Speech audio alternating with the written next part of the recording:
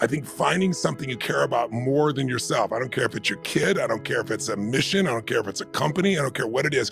Finding something you do more for it than you do for yourself. Most people do that for their own child. That's about it. But if you can find something of that nature, it calls to you. It gives you an energy. And that energy is something you can execute. You can change the world with it. You can change yourself with it. You can change anything with it. So if you're just trying to help yourself, you get a certain level of insight. I remember I fell in love with a lady and married her, and she'd been married twice before me, had kids from both of these men. So and she was older than I was. She was, I think, 12 years older. So I was literally 24 and had a 17-year-old son instantly. Whoa. Had an 11-year-old daughter, had a 5-year-old son, and then a child on the way. I mean, that'll flip your brain a little bit, right?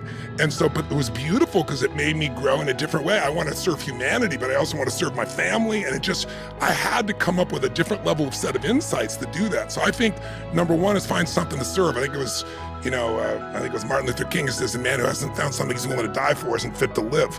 It's pretty strong words, but I think you certainly won't feel alive until you find that. And so I try to help people to find that within themselves. But the other part to me is just realizing life's not just about me, it's about we. The secret to living is giving. Mike's a giver. Evan, I don't know you, I haven't met you before, but I can just feel your energy about it. Like you're here to contribute. You're not here to take. I mean, I came here today to hopefully give. I'm hoping some of the people listening, between the three of us, there'll be some conversational stimuli. Maybe it'll be something about their health. Maybe it's something about their finances. Maybe something about their family. But I want to my daily wish is to be a blessing in the life of anybody I meet. Sometimes I can do that just like you, Mike, because somebody meets you and just meeting you lights them up, right? Because, they perceive you a certain way or they've been touched by you in the past. I have that experience. Sometimes it's digging in and saving somebody's life who's suicidal. It's like I deal with the realm. People come to me at extremes. They come to me because they're the best in the world. They're looking for that edge. That's how they stay the best. They come to me when they're in a tough spot, when they've been the best and there's a challenge. That's like how we got hooked up. Or somebody has a change in their life, a birthday with a 0 on it, or they got a divorce, or they're starting a new business. Who my market is people that are hungry. If you're hungry to grow, then you're my market. If you're that lukewarm middle, I'm not for you because I'm too passionate, too intense, and too crazy, and you don't need this shit to hang out with me.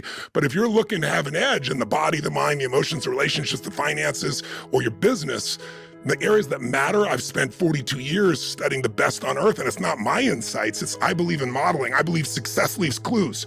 That if someone is the best on earth at something, they're not effing lucky. And somebody could lose weight and gain it back. Somebody's lost weight and kept it off for 20 years. Somebody's fallen in love and are still passionately, in a relationship 20 years later. So any of those things, somebody started with nothing and 20 years later, everybody can get rich. Can you stay wealthy? That's a different game. And those are the people I want to find out what makes them. Because listen, I'm no dummy. I mean, most people are not fit and healthy in America. Most people do not have great relationships. Most people are not earning what they deserve or what they want. Most people are not really that happy. But a few are, and I'm interested in the few who do versus the many who talk. And I'm interested in finding out what they do and teaching it to people so they can change their life.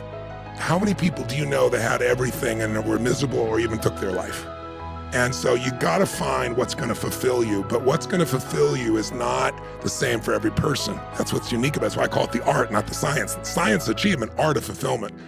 If you don't find what fulfills you, man, it's like you won't be able to make a difference for anybody else. It's like when you get on a plane, and the first thing they tell you when you get on an airplane is how to use your seatbelt, as if you don't know that shit after 20, 30, 40, 50 years. And then they say, if there's a problem, this oxygen is going to pull out of the ceiling and these masks. And what do they tell you? The minute it comes in, immediately put it on your child. Right? Isn't that what they tell them? No, they say put it on yourself. Yeah, no, that sounds so freaking selfish. Why would you put it, you bastard? Your child's can't breathe. But it's because if you don't take care of yourself, you can't take care of your child. Yeah. And so what I found, and it's been a new lesson for me, I was a super achiever, I still know how to achieve, but now I'm much more interested in the fulfillment of life. I'm much more interested in savoring the moments. I'm much more interested in finding what gives me juice, because the more fulfilled I am, the more I can give, the more I can deliver, because I'm fulfilled. I've got that oxygen in me. And I think you got to find that. And the only way you find that is you got to draw a line in the sand and stop the suffering. And most of us don't think of us as suffering. Like, I'm an achiever. We don't even get fearful, right? We just get stressed. Stress is the achiever word for fear.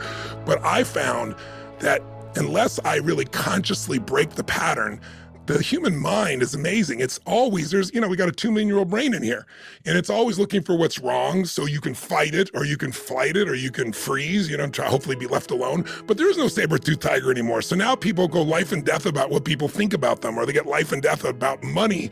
When, if you live in America and you're in total poverty, you're in the top 1% of earners on the top 10% of earners on the planet. It's just crazy. Most people live on $2.50 a day around the world.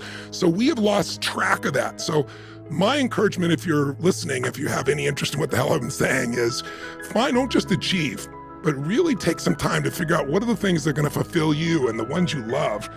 And make sure you carve out time for that, because it'll give you energy for all the other things that you want to deliver or achieve or create or give to the world.